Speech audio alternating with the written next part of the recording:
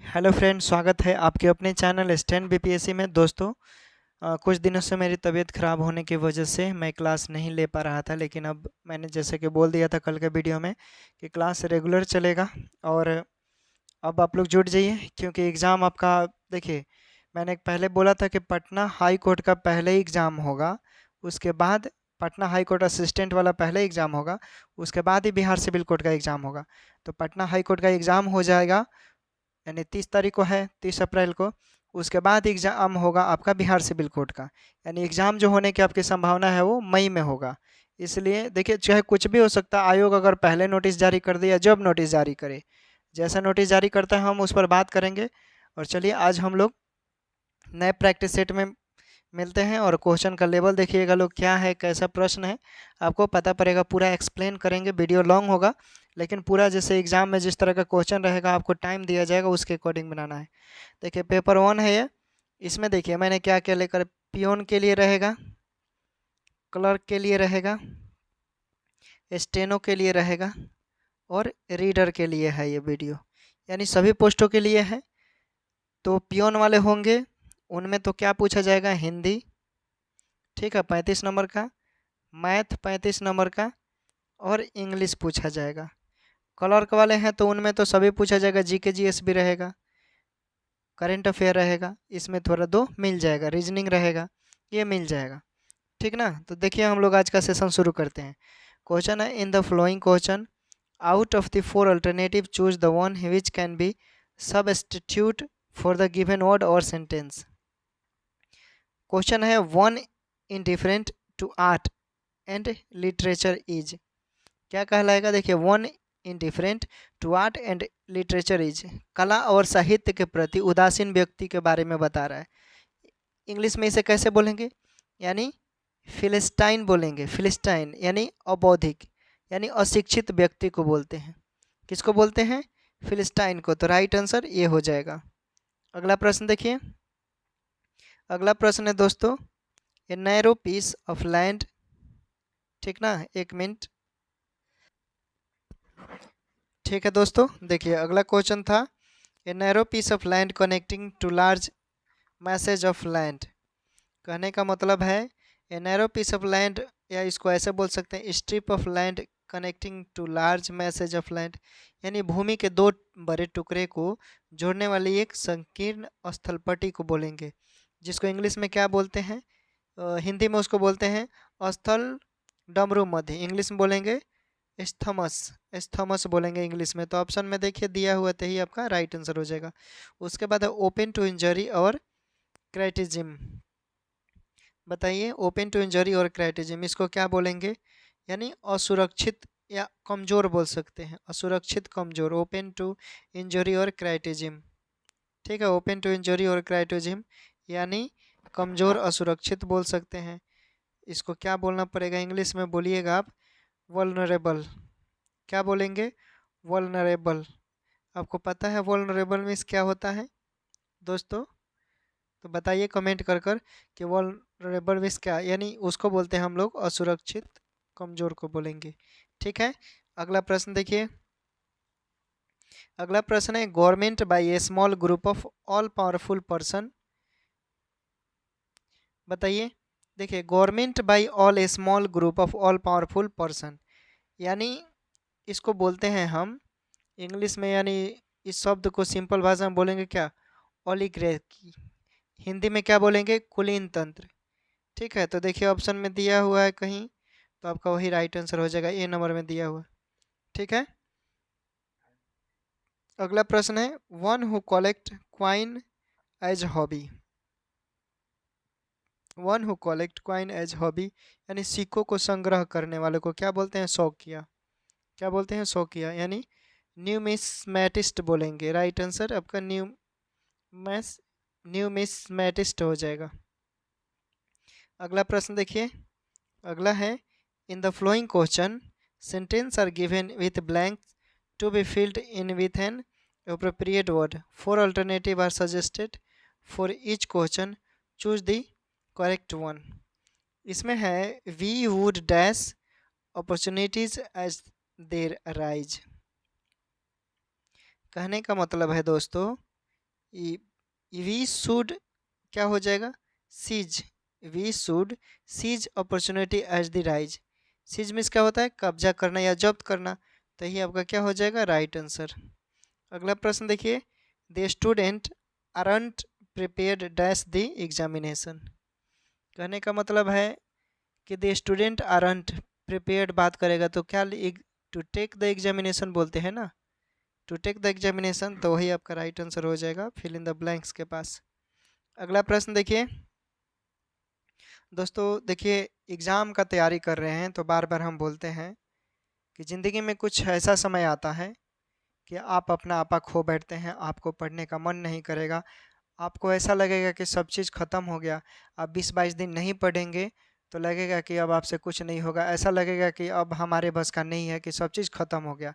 ज़िंदगी में कुछ कुछ ऐसा समय आता है, कुछ ऐसे संघर्ष, कुछ ऐसे समस्या आते हैं जिस सिचुएशन में वो आपको, आपका संघर्ष आपको मजबूत बनाता है, और उस समस्याओं से आप जूझ कर आगे निकल जाते हैं, मजबूती प्रदान करते हुए, अपने आप को मजबूत बनाते हुए, तो समझ लीजिए कि आप सक्सेस हो जाएंगे। तो ये मत भूलिए कि आप 10 दिनों से नहीं पढ़े हैं, 20 दिनों से नहीं पढ़े हैं तो आपका सिलेक्शन कहीं नहीं होगा, ज़रूर सिलेक्शन होगा, ये मेरा वादा है दोस्तों। आप सिर्फ मेहनत कीजिए, जितना हो सके उतना पढ़िए। स्टूडेंट का कर्तव्य होता है, उसका काम ही है पढ़ना। खेलिए कूदिए, शाम को दोस्तों से बात कीजिए, गर्लफ्रेंड भी है उससे भी बात कीजिए, अगर कोई लड़की है उसका बॉयफ्रेंड है वो उससे बात कीजिए। अगर माइंड नहीं लग रहा है, मन नहीं लग रहा है, तो आप माइंड को रिफ्रेश कीजिए, माइंड को पूरा डिलीट कीजिए शाम को, और फिर स्टोर कीजिए नई नई बातों को। खेलने कूदने से ये सब होता है। देखिए पढ़ाई ऐसा चीज़ है कि आप किताबी कीड़ा पढ़ कर चाहेंगे कि आप कोई एग्ज़ाम निकालें, इम्पॉसिबल है। पढ़ाई के अलावा कुछ एक अलग दुनिया भी होती है जो किताबों से नहीं मिलती है। वो आपके सोच और आपके आपके रवैये के प्रति, आप कैसे इंसान हैं उसके ज़रिए मिलता है। कैसे सोचते हैं, कैसा थॉट है आपका, इन सब चीज़ों को देखकर तैयारी कीजिए, सफलता ज़रूर मिलेगा। ठीक है दोस्तों, देखिए क्वेश्चन है, we did not dash the programme to be such a huge success. देखिए कहने का मतलब है वी डिड नॉट डैश बोल रहा है, यानी हमें क्या बोलना पड़ेगा, यानी हमें इस कार्यक्रम के इतनी बड़ी सफलता की उम्मीद नहीं थी, यानी एक्सपेक्ट बोलेंगे दोस्तों ऑप्शन के मुताबिक। तो देखिए क्या राइट आंसर हो जाएगा, आपका दिया हुआ है डी राइट आंसर। ठीक है दोस्तों, अगला प्रश्न देखिए। देखिए अगला प्रश्न है दोस्तों, the government in a bid to make Bihar a preferred investment destination has dash major search to create infrastructure at different stage. क्या बोल रहा है प्रश्न, यानी लंच बोल रहा है, यानी किस सेंस में बोलेंगे, यानी कोई चीज़ हो गया, शुभारंभ करना, प्रारंभ करना, कोई गवर्नमेंट है वो, कोई उसका योजना है, ठीक है, उसके मुताबिक विरोध करना, बाधा डालेंगे। योजना बनेगा तो बहुत सारे उसके विपक्षी होंगे, बाधा उत्पन्न करेंगे।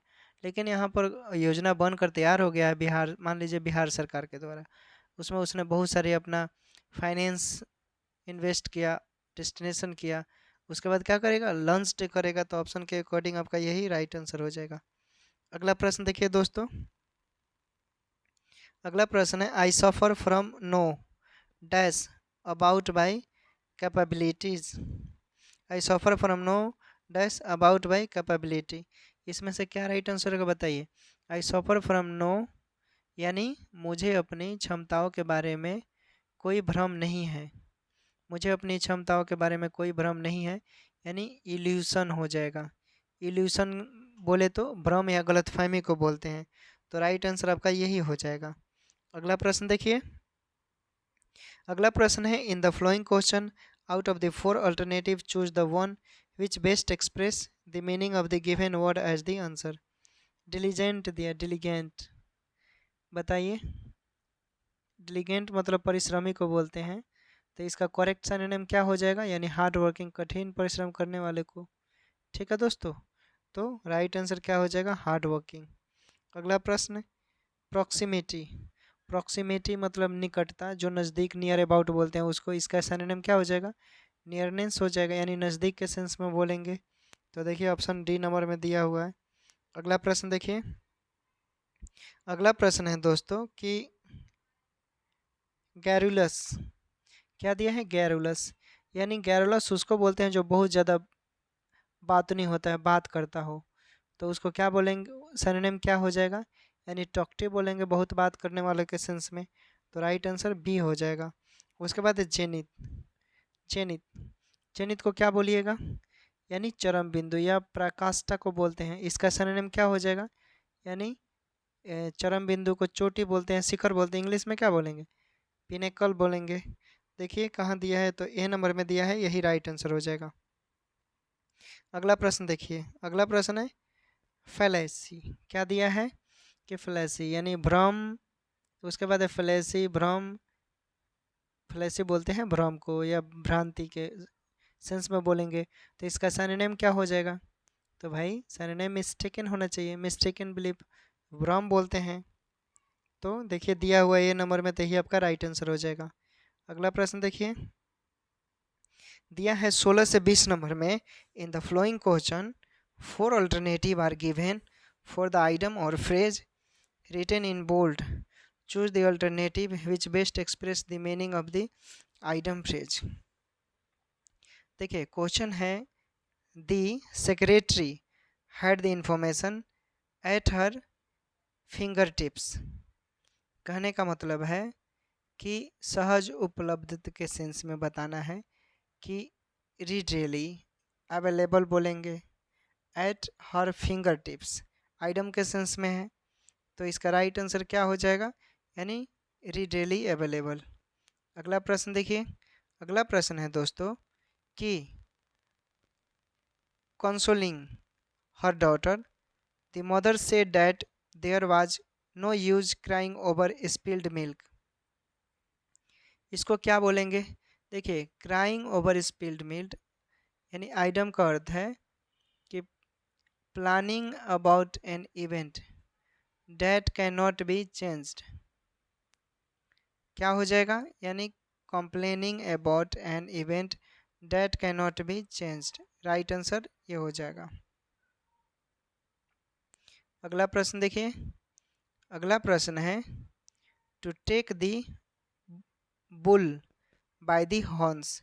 To take the bull by the horns कहने का मतलब है, to take the bull by the horns item है, तो इसको बोलेंगे टू फेस डेंजर। क्या बोलेंगे, to face danger. Right answer हो जाएगा। उसके बाद देखिए, उसके बाद है she keeps blowing hot and cold and therefore nobody can befriend her for long. In the sense blowing hot and cold क्या है, ये आइटम है, यानी being friendly at one moment and unfriendly at next। यानी blow hot and cold क्या बोलेंगे, to change one's mind a lot about whether one's like someone और something. तो ऑप्शन के मुताबिक आपका being friendly at one moment and friendly at next, तो यही आपका राइट आंसर हो जाएगा। अगला प्रश्न देखिए, अगला प्रश्न है दोस्तों कि in spite of his recent financial troubles Ashok has not learned to cut his coat according to his cloth। देखिए इसमें हम लोग क्या क्या पढ़ेंगे, हिंदी, मैथ, इंग्लिश, जीके भी पढ़ेंगे, करंट अफेयर भी पढ़ेंगे। तो सभी पोस्टों के लिए है, पियन वाले अपना इंग्लिश करेंगे, मैथ हिंदी करेंगे, क्लर्क वाले सब करना पड़ेगा, रीडर वाले सब, बाकी पियन को छोड़कर बाकी सभी पोस्टों के लिए सबको सारे सब्जेक्ट करने पड़ेंगे। ठीक है दोस्तों, इसका क्या हो जाएगा, देखिए to cut his coat according to his cloth क्या है, आइटम है, तो मीनिंग होना चाहिए लाइव विथ हिज इनकम। क्या हो जाएगा, live with his income. Right answer. अगला प्रश्न देखिए, देखिए 21 से 25 तक क्या है, इसमें दिया है in the flowing question there are 4 different word out of which one is misspelled, find the misspelled word as the answer. ठीक है, बताइए 21 से 25 तक में देयर आर 4 डिफरेंट, 4 गो में से 1 अलग दिया होगा, वही आपको चुनना है। 21 नंबर का देखिए मिसपेल्ड वर्ड कौन है, तो मिसपेल्ड वर्ड हो जाएगा टेरिटोरियल, ये आपका मिसपेल्ड है। ठीक है, अगला प्रश्न देखिए 22 नंबर में कौन मिसपेल्ड है, तो इसमें हो जाएगा आपका प्रिविलेज। प्रिविलेज का स्पेलिंग मिसपेल्ड है। उसके बाद अगला प्रश्न देखिए, अगला प्रश्न है 23 नंबर में कौन मिसपेल्ट है? 23 नंबर में मिसपेल्ट कौन है? तो आइडियोसाइनक्रेसी क्या हो जाएगा? इसमें डी नंबर मिसपेल्ट है। 24 नंबर में कौन मिसपेल्ट है दोस्तों, बताइए? 24 नंबर में कौन मिसपेल्ट है? यानी ऑब्जर्वेटरी। ऑब्जर्वेटरी देखिए डी नंबर में आपका क्या है? ये है आपका मिसपेल्ट। उसके बाद देखिए 25 नंबर में, 25 नंबर में कौन मिसपेल्ट है? तो इसमें है ग्राउंड गारंटी। तो देखिए मिसपेल्ट है। अगला प्रश्न देखिए, आपका आ गया अब जीके। देखिए जीके ऐसा विषय है कि पढ़ने में बहुत मन करता है दोस्तों, आप अच्छा से पढ़ेंगे तो मज़ा आता है पढ़ने में। जनरल अवेयरनेस, ठीक है। मैरी क्यूरी ने किस श्रेणी में 2 अलग अलग नोबेल पुरस्कार जीता? कौन से श्रेणी में जीता, क्या आप लोग बता सकते हैं दोस्तों? तो बताइए। मैरी क्यूरी ने भौतिक और रसायन श्रेणी में 2 अलग अलग क्या जीता? नोबेल पुरस्कार जीता। आपको पता है 1903 में पियरे क्यूरी जिस बोलते हैं और मैडम क्यूरी दोनों हस्बैंड वाइफ थे, को रेडियो एक्टिविटी की खोज के लिए उन्हें नोबेल पुरस्कार से सम्मानित किया गया था।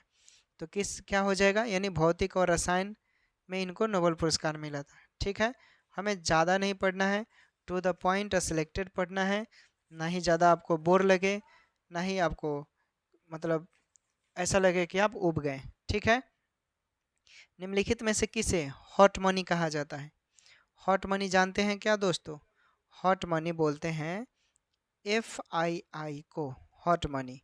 FII को हॉट मनी कहते हैं क्योंकि इसका पूरा नाम होता है फॉरेन इंस्टीट्यूशनल इन्वेस्टर, विदेशी संस्थागत निवेशक बोलते हैं।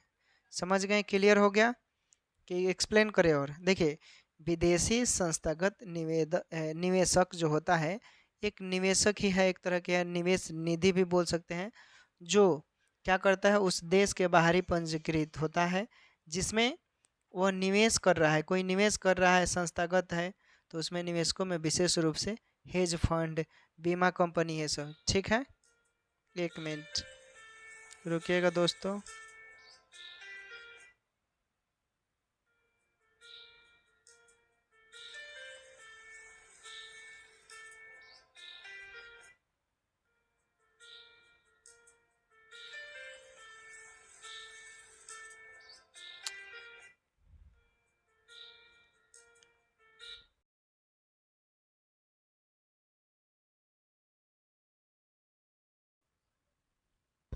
माफ़ कीजिएगा दोस्तों, एक फ़ोन आ गया था इमरजेंसी, इसलिए थोड़ा सा कुछ सेकंड रुकना पड़ा।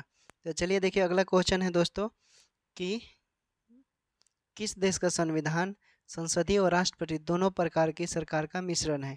किस देश का? तो ये आपको पता है दोस्तों, फ्रांस का जो है ये संविधान संसदीय और राष्ट्रपति दोनों प्रकार के सरकार का मिश्रण है।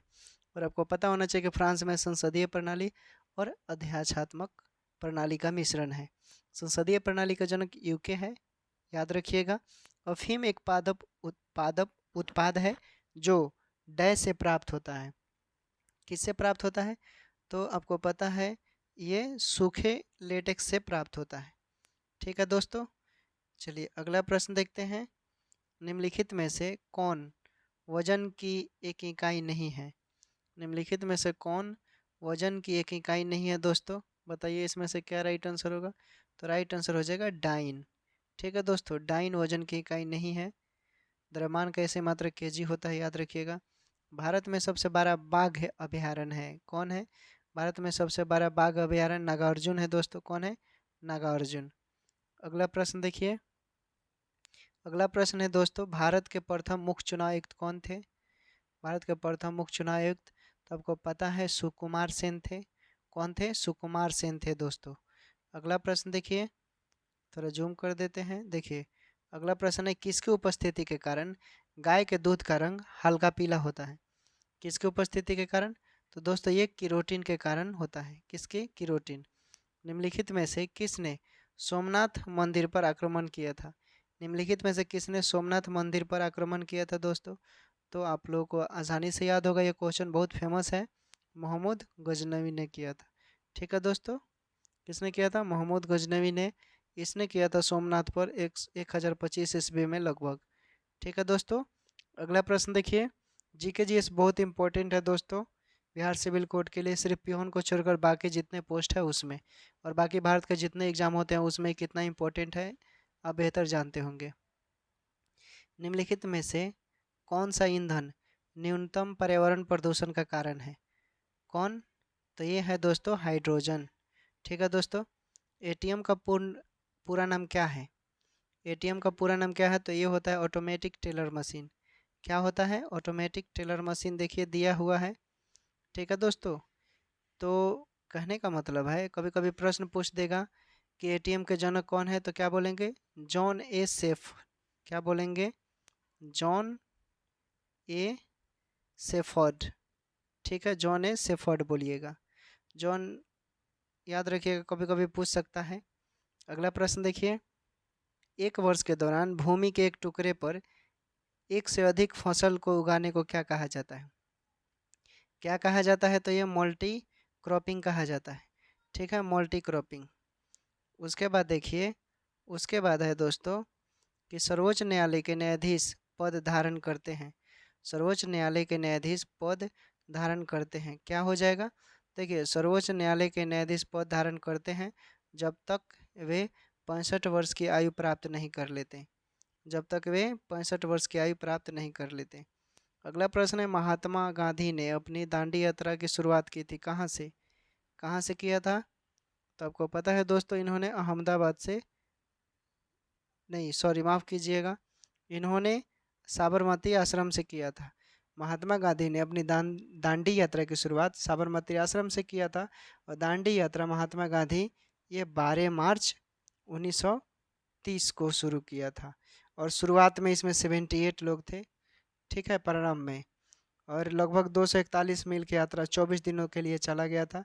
और 6 अप्रैल 1930 को गांधी जी ने वर्तमान क्या किया था? नवसीर जिला जो है अभी के, वहाँ पर सांकेतिक रूप से नमक बनाकर कानून तोड़ा था इन्होंने, जिसे नमक सत्याग्रह के नाम से भी जाना जाता है। सविनय अवज्ञा आंदोलन प्रारंभ हुआ था। देखिए प्रश्न इसमें कैसे बनेगा, देखिए 6 अप्रैल से 1930 से 5 मार्च तक, ठीक है, सविनय अवज्ञा चला।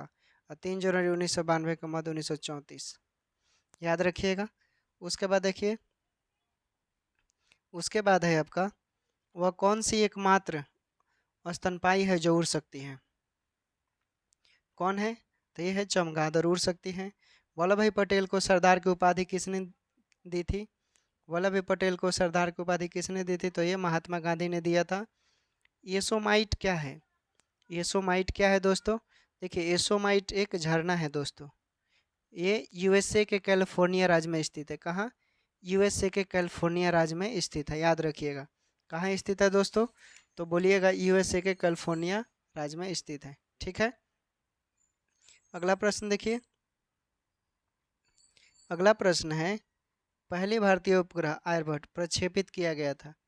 तो ये किया गया था दोस्तों 1975 में किया गया था। 1984 की भोपाल गैस त्रासदी से संबंधित है कौन? तो ये मिथाइल क्या हो जाएगा दोस्तों? आइसोसाइनाइड। 1984 में ये चला था, भोपाल गैस त्रासदी 1984 को हुआ था, आपको पता है। 3 दिसंबर 1984 याद रखिएगा। यूनाइटेड कार्बाइड कीटनाशक संयंत्र से जहरीली गैस का रिसाव हुआ था। और यूक्रेन में चेर्नोबिल परमाणु संयंत्र विस्फोट पूछेगा तो 26 अप्रैल 1986 को बोलेंगे। औरंगजेब की मृत्यु कहाँ हुई थी दोस्तों? औरंगजेब की मृत्यु कहाँ हुई थी? तो आपको पता है इसकी मृत्यु अहमदनगर में हुआ था। कहाँ हुआ था? अहमदनगर में। चलिए अगला प्रश्न देखिए कितना इम्पोर्टेंट है।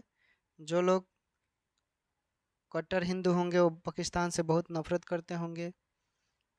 नफरत किसी से भी नहीं करना चाहिए, हमारा दुश्मन क्यों ना हो। पाकिस्तान का नाम किसने गढ़ा? किसने गढ़ा पाकिस्तान का नाम? तो चौधरी रहमत अली ने गढ़ा था। चौधरी रहमत अली ने गढ़ा था। आपको पता होना चाहिए कि देखिए चौधरी रहमत अली कैम्ब्रिज विश्वविद्यालय के स्नातक के छात्र थे। और पाकिस्तान एक अलग देश का प्रतिपादक इकबाल ने किया था। ठीक है। मिस यूनिवर्स के खिताब के पहले भारतीय विजेता कौन थे? कौन थे दोस्तों? तो ये सुष्मिता सेन थे। कौन थे? सुष्मिता सेन। अगला प्रश्न देखिए। अगला प्रश्न है दोस्तों कि कौन सा एकमात्र देश है जिसके डाक टिकट पर इसका क्या नहीं होता? इसका नाम नहीं होता डाक टिकट पर, बताइए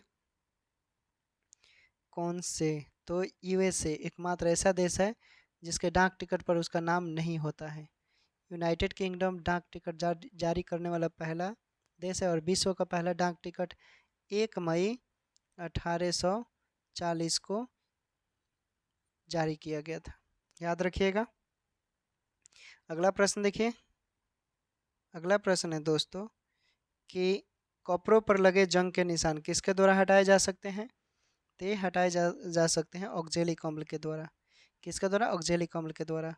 रक्त समूह किसने खोज किया था? तो आपको पता है रक्त समूह लैंड स्टीनर ने खोज किया था। अब आ जाइए मैथ का प्रश्न कैसे पूछेगा, कैसे बनेगा। 33 - 4 √35 का वर्गमूल क्या होगा? तो ये तो आपको आना चाहिए दोस्तों। हिंट हम देंगे आपको, सॉल्व खुद से करना होगा। √28 +5 -2 गुने √7 गुने √5, पूरा इस पर रूट दीजिएगा। इसको हम लिख सकते हैं 33 - 4 √35 को। अब इसको सोल्यूशन कीजिएगा आप तो आपका मान आ जाएगा इतना। ठीक है, अगला प्रश्न देखिए। अगला प्रश्न है मैथ, आप वीडियो को पॉज कर कर देख लीजिएगा, सॉल्व कर लीजिएगा। ठीक है, क्योंकि इसमें समय लगेगा, ज़्यादा हम समय देंगे फिर मैथ वीडियो लॉन्ग होते जाएगा। इसमें देखिए उसके बाद है यदि a² + 1 = a, तो a⁻12 + a⁻6 + 1 का मान क्या होगा? बताइए।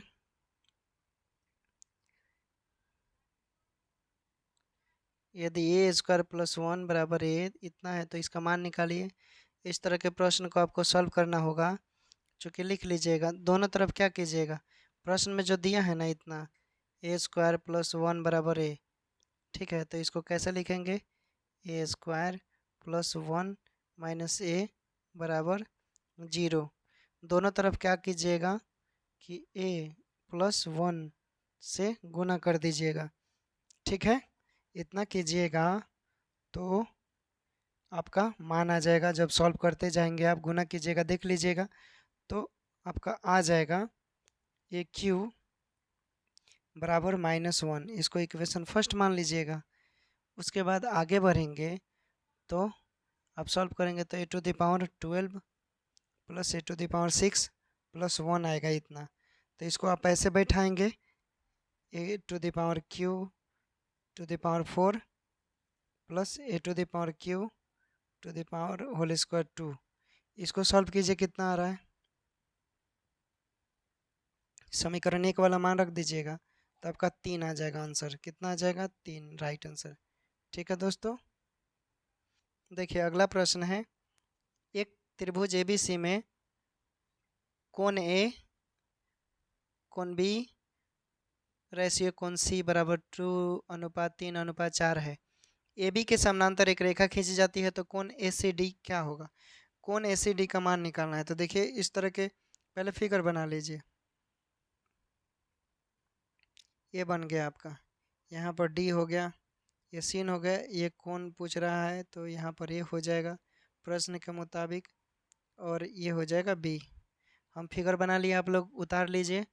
अब प्रश्न के अकॉर्डिंग लिखेंगे कि कोण A अनुपात कोण B अनुपात कोण C का मान दिया है 2:3:4। ठीक है, इतना दिया है, लिख लीजिए।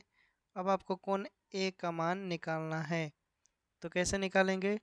2/2 + 3 + 4, तो तीनों कोणों का मान कितना होता है? 180। सॉल्व कीजिए तो कितना आ रहा है? जब कोण A का मान निकालेंगे तो आपका मान आ जाएगा 40 डिग्री। ठीक है, उसके बाद लिखिएगा चूँकि AB समानांतर है किसके? देख लीजिए जो फिगर बनाए हैं CD के, तो आप क्या लिखेंगे? कोण CAB = कोण ACD = 40 डिग्री। ठीक है, तो यही आपका राइट आंसर हो जाएगा, ये नंबर। चलिए अगला प्रश्न देखिए। चलिए इसको आप सॉल्व कीजिएगा। इस तरह के सवाल मैंने बहुत सेट में बनाया है, करवाया भी है, तो इसमें आपको समय नहीं लगना चाहिए। अगर फिर भी आप नहीं बोलेंगे तो हम हिंट दे देते हैं।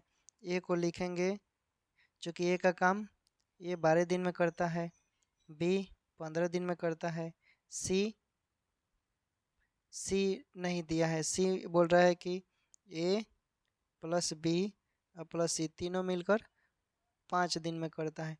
इन तीनों का कैपेसिटी निकालेंगे आप। इस तरह का वीडियो मैंने स्पेशल बनाया है, इसको सॉल्व कर लीजिएगा, आंसर आ जाएगा 400 रुपया। ठीक है, चलिए अगला प्रश्न देखिए। अगला प्रश्न है, किसी राशि पर प्राप्त ब्याज ₹22 है और उसी राशि पर, ये सब प्रीवियस ईयर का क्वेश्चन है, आपको गूगल पर सर्च मार लीजिए, आपको पता पड़ जाएगा, ये प्रीवियस ईयर का क्वेश्चन है। उतने ही समय और दर के लिए दी गई वास्तविक छूट 20 है, राशि ज्ञात करें। इसमें आपको क्या करना है, राशि ज्ञात करना है। तो इसको कैसे सॉल्व करेंगे, दिया है किसी राशि पर प्राप्त इतना है, ठीक है, कितना प्राप्त ब्याज 22 रुपया और उसी राशि पर उतने ही समय और दर के लिए दी गई वास्तविक छूट पर 20 रुपया है, राशि ज्ञात करें। ठीक है, राशि ज्ञात करना है, फॉर्मूले से आपको लिखिएगा अभिष्ट राशि, आपको पता है इसका ट्रिक होता है ब्याज गुने छूट या जो भी डिस्काउंट दिया रहता है उसको, और बाटा में क्या लिखते हैं, बाटा में लिखिएगा ब्याज ऊपर वाला जैसा लिखा है और माइनस में छूट वही या डिस्काउंट, और बैठा दीजिए। देखिए 22 गुने 20 और 22 माइनस क्या हो जाएगा 20, इसको सॉल्व कीजिए, जो आंसर आएगा वही राइट आंसर हो जाएगा। देखिए कितना आ रहा है, देखिए लोग, राइट आंसर 220 आ जाएगा। ठीक है दोस्तों, अगला प्रश्न देखिए। अगला प्रश्न है, यदि x y into x plus y बराबर 1, तो 1/x³ into y cube minus x cube minus y cube का मान क्या होगा। इसमें मान निकालना है, निकाल सकते हैं आप लोग। चलिए हम सॉल्व करते हैं। चूँकि प्रश्न में दिया है कि चूँकि x y into x plus y बराबर 1, तो हम लिखेंगे 1/xy बराबर एक्स प्लस वाई, इतना। आगे स्टेप तुरते हैं, आगे तुरिएगा तब का है, चूँकि कि प्रश्न में से उठाएंगे हम x³ 1/x³, ठीक है, इंटू y³, फिर माइनस लिखिएगा, ये माइनस ऊपर में पूरा यहाँ तक माइनस है, ठीक है, यहाँ तक माइनस है, तो x³ माइनस y³, इसको कितना लिखिएगा आप, इसको हम ऐसे लिख सकते हैं x प्लस ए प्लस बी का होल क्यूब के फॉर्मूले पर, ठीक ना। ठीक है दोस्तों, ठीक है, तो देखिए इसको सॉल्व करेंगे कैसे, एक देखिए कैसे सॉल्व करेंगे। वो एक आदमी का कॉल बार बार आ रहा है, ठीक है, इसलिए मुझे वाईफाई कनेक्ट कर कर और वो करना पड़ा, फ़ोन चालू रहता है, बार बार फ़ोन आ जा रहा है। ठीक है, चलिए देखिए, तो इसको हम लोग कहाँ थे, इसको ए प्लस बी के होल क्यू के फॉर्म पर लिखिएगा और उसी पर बैठा दीजिए। ठीक है, और चूँकि आपको पता है प्रश्न में दिया है कि इतना बराबर 1 है, उसी को पुट कर दीजिएगा, आपका मान आ जाएगा 3 आंसर। उसके बाद देखिए 2 sin theta plus 3 cos theta का अधिकतम मान क्या होगा। 1 मिनट रुकिएगा। अच्छा अच्छा, ठीक है, देख लीजिए, हम क्लास ले रहे हैं। हाँ वो बोल दीजिएगा, सब काम कर लेगा। ठीक है, वो उसे वही लोग फ़ोन कर रहा है, सॉरी सॉरी। देखिए इसको कैसे सॉल्व करेंगे, 2 sin theta plus 3 cos theta का अधिकतम मान क्या होगा, अधिक 2 sin theta plus 3 cos theta का अधिकतम मान क्या होगा, कैसे सॉल्व करेंगे आप लोग। तो देखिए इस तरह के प्रश्न को सॉल्व करने के लिए आपको पता है कि A sine theta plus B cos theta. ठीक है, अधिकतम मान बोल रहा है तो हम इसको ऐसे लिख सकते हैं, रूट अंडर ए स्क्वायर प्लस बी स्क्वायर भी लिख सकते हैं। ठीक है, तो इसलिए क्या हो जाएगा, 2 sign theta plus 3 cos theta, इतना हो जाएगा अधिकतम मान। फिर अब वैल्यू पुट करेंगे तो मान रख दीजिए, क्या हो जाएगा 2 का स्क्वायर प्लस 3 का स्क्वायर। देखिए कितना आ रहा है, रूट अंडर 4 प्लस 9, रूट 13 आ जाएगा शायद, तो यही आपका राइट आंसर। देखिए अगला प्रश्न है, छोटी से छोटी संख्या जिसे एक पूर्ण वर्ग बनाने के लिए 1728 में कितना जोड़ा जाना चाहिए, इसमें से कौन होगा ऑप्शन के मुताबिक। इस तरह के प्रश्न को क्या करेंगे कि जो 1728 है, इसमें से बारी बारी से आप घट क्या करेंगे, कितना घटाएंगे को, तो क्या कीजिएगा 1728 है तो इसमें से हम क्या करेंगे 1764 को घटा दीजिए, 1764 में से घटाइए तो आपका आ जाएगा 36, यानी 36 वाला ऑप्शन इसमें ऑप्शन के मुताबिक देकर ही चेक करना पड़ता है दोस्तों। तो आप मिला लीजिएगा। उसके बाद देखिए सेट है इसलिए हम ज़्यादा एक्सप्लेन नहीं करेंगे क्योंकि ज़्यादा समय लग जाएगा। यदि वस्तुएं 450 रुपये में खरीदी जाती है और एक तिहाई, सब प्रीवियस ईयर का क्वेश्चन है, आप इग्नोर करेंगे मुश्किल में फंस जाएंगे। गूगल पर सर्च मार लीजिए, आपको पता पड़ जाएगा कि 2016 में जो परीक्षा हुआ था उसमें क्या क्वेश्चन सेम है या नहीं, आपको पता पड़ जाएगा। तो हानि बेचती है तो शेष को कितने प्रतिशत लाभ पर बेचा जाना चाहिए ताकि उसके पूरे लेन देन में 20% का लाभ हो। ठीक है, 20% का लाभ पूछ रहा है तो प्रोसेस आपको क्या करना पड़ेगा, पहले विक्रय मूल्य निकालेंगे एक तिहाई पर, तो 450 गुने 1/3 कितने पर निकालेंगे, 10% की हानि यानी 90/100। सॉल्व कीजिए, सॉल्व कीजिए तो आपका 135 रुपये आ जाएगा। ठीक है, 135 रुपये आ गया। उसके बाद इसमें क्या करना है, चूँकि आपने क्या निकाला विक्रय मूल्य, तो शेष वस्तुओं का क्रय मूल्य भी तो निकालना होगा। तो 450 में से जो कितना दिया है, यानी 450 वस्तुएं खरीदता है और एक तिहाई 10% की हानि पर बेचता है, शेष को बेचने की बात बोल रहा है।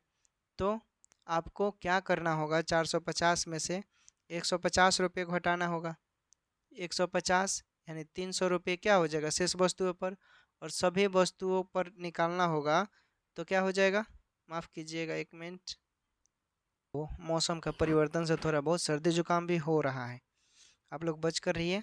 ठीक है, तो क्या हो जाएगा, देखिए जब भी बात करें, यानी कहने का मतलब है सभी वस्तुओं पर निकालेंगे तो 450 के साथ लेकर निकालेंगे। ठीक है, और सभी वस्तुओं पर निकालेंगे तो पूछ रहा है 20% का लाभ, यानी 120/100 पर निकालना होगा आपको। ठीक है, तभी ना होगा। तो इसको सॉल्व कीजिए, कितना रहे, 12 में 45 से गुना कीजिए तो आपका 540 रुपये आ गया।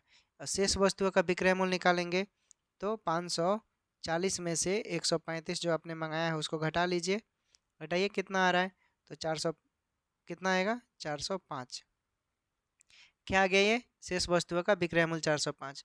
तो लाभ प्रतिशत आपको पता है कैसे निकालेंगे, 405 में से 300 घटा लीजिए और बटा में 300 गुने 100। ठीक है, गुना 100 हो जाएगा, इसको काटिए, काट कर देखिए तो 35% आएगा, तो ही आपका राइट आंसर हो जाएगा।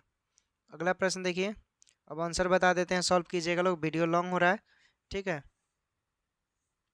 और इसका सिंपल देखिए ट्रिक, सिंपल ट्रिक में बनाइएगा तो ये बन जाएगा।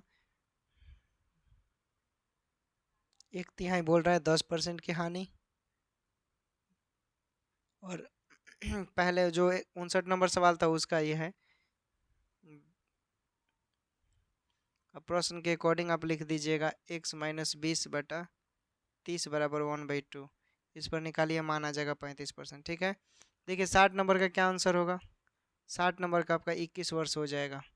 21 वर्ष इसमें कुछ नहीं है, 3 गुने 20 प्लस 4 गुने 21 प्लस 3 गुने 21/10 कर दीजिएगा। औसत पूछ रहा है तो औसत में कुछ ज़्यादा खेला नहीं करना है। ठीक है, देखिए 61 नंबर की बात करें तो 61 नंबर का चूँकि घनाकार कमरे की बात कर रहे हैं तो क्षेत्रफल आपको पता है 48 मीटर स्क्वायर है, तो ए स्क्वायर बराबर 48 हो जाएगा, उसके तहत मान निकालिएगा तो आपका राइट आंसर आ जाएगा 12 मीटर। ठीक है, अगला प्रश्न, श्रेणी में प्रश्नवाचक चिन्ह के स्थान पर क्या आएगा, खाली जो दिया है समानांतर श्रेणी में है, चूँकि 2 + 2 3 + 3 4 + 4 के सेंस में है, तो बढ़ता जाएगा 6 + 6 हो जाएगा। तो 6 + 6 के फॉर्म को कैसे लिखिएगा, क्या हो जाएगा, यानी आपका 565 हो जाएगा। चलिए अगला प्रश्न देखिए, इसको कैसे सॉल्व कीजिएगा 63 नंबर को। तो इसमें कुछ नहीं है दोस्त, देखिए यदि किसी त्रिभुज का परिकेंद्र उसके किसी एक भुजा पर स्थित हो तो वह त्रिभुज समकोण त्रिभुज होता है। तो राइट आंसर समकोण त्रिभुज हो जाएगा।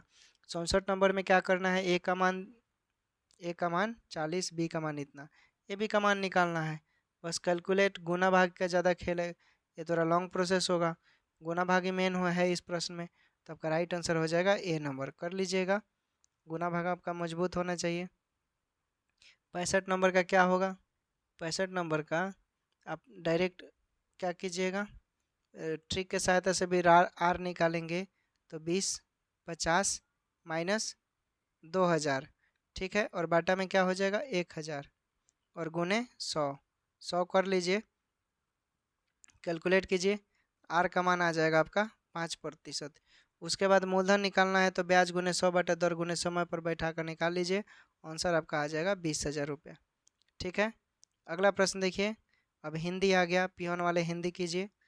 देखिए, संविधान की 8वीं अनुसूची में कौन सी भाषा शामिल नहीं है, संविधान की 8वीं अनुसूची में कौन सी भाषा शामिल नहीं है, तो ये दोस्तों आपकी भोजपुरी। उसके बाद निम्नलिखित में से कौन कोमल का पर्यायवाची नहीं है, निम्नलिखित में से कौन कोमल का एक पर्यायवाची नहीं है, तो आपको पता है तो आप बता सकते हैं। इसका राइट आंसर हो जाएगा कौवल्या। उसके बाद है स्वयं शब्द का अर्थ क्या है, तो इसका राइट आंसर क्या होना चाहिए, तो इसका राइट आंसर हो जाएगा स्वतः उत्पन्न होने वाला। ठीक है, अगला प्रश्न देखिए। अगला है निम्नलिखित वाक्यों में से किस में अकर्मक क्रिया प्रयुक्त प्रयुक्त है, निम्नलिखित वाक्यों में से किस में अकर्मक क्रिया प्रयुक्त है, किस में प्रयुक्त है, तो ये राइट आंसर हो जाएगा शिशु सो रहा है, शिशु सो रहा है, राइट आंसर हो जाएगा। अगला प्रश्न देखिए। उसके बाद है हिंदी के जिन वर्णों का उच्चारण करते समय केवल श्वास का प्रयोग किया जाए उन वर्णों को क्या कहते हैं, उन वर्णों को कहते हैं दोस्तों अघोष वर्ण। ठीक है, अघोष वर्ण कहते हैं। उसके बाद है आए थे हरि भोजन को ओटने लगे कपास, लोकगीत का सही अर्थ क्या है, आए थे हरि भोजन को ओटन लगे कपास, लोकगीत का सही अर्थ क्या है बताइए। तो ये राइट आंसर हो जाएगा दोस्तों वांछित कार्य को छोड़कर अन्य कार्य में लग जाना। ठीक है, अगला प्रश्न देखिए।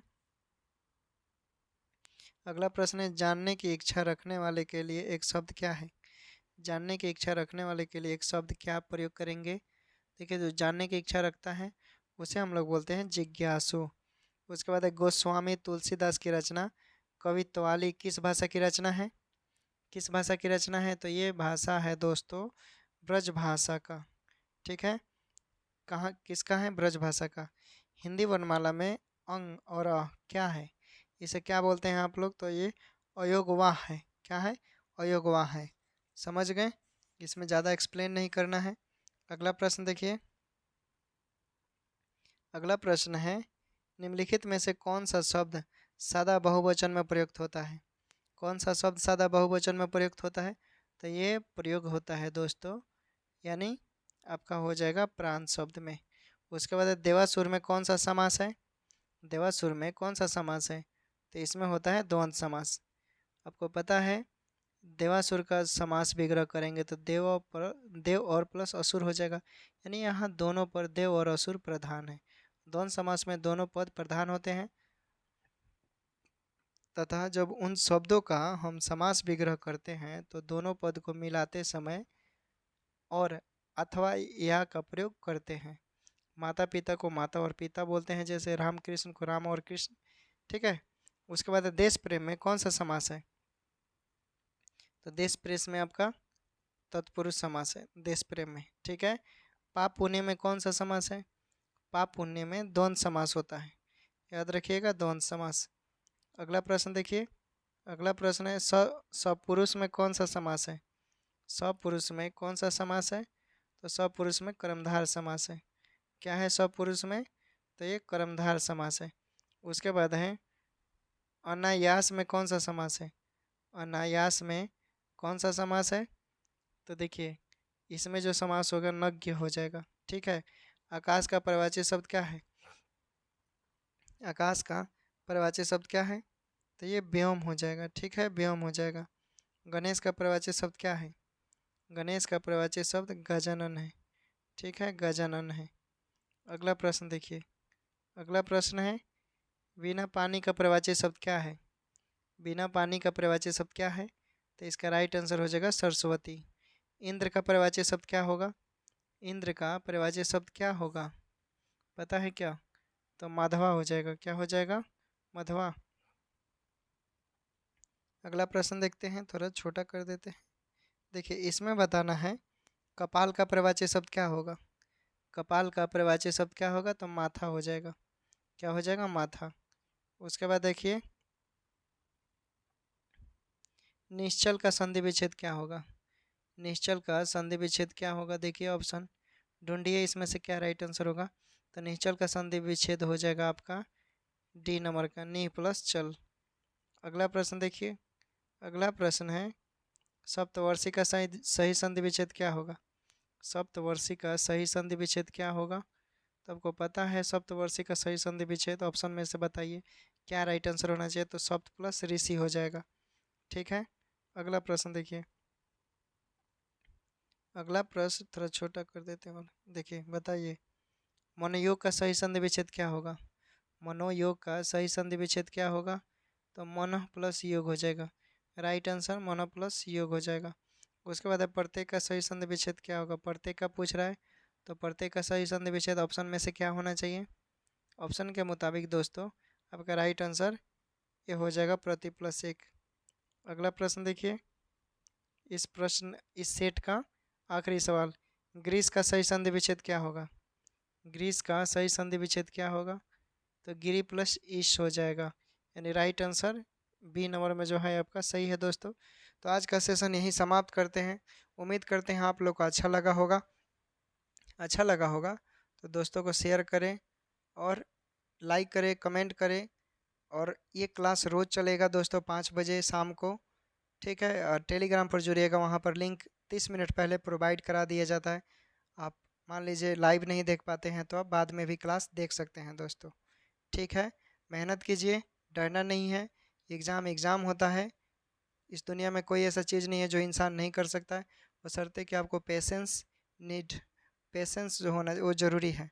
पेशेंस नहीं रखेंगे किसी भी चीज़ में, आप जल्दीबाजी करेंगे एकदम पागलपन वाला काम, तो फिर दिक्कत होगा। Patience should be needed. ठीक है, इसलिए पेशेंस रखना ज़रूरी है किसी भी एग्ज़ाम के लिए। सफलता एक बार में नहीं मिलता है, तपस्या करना पड़ता है। एजुकेशन आज का जो है तपस्या है, और थोड़ा बहुत कुछ है भी अलग मैटर मैं बोल नहीं सकता, कम्युनिटी गाइडलाइन है। ठीक है दोस्तों, टेक केयर, बाय बाय, अपना ख्याल रखिए, पढ़ाई कीजिए, और मिलेंगे हम लोग फिर अगले वीडियो में।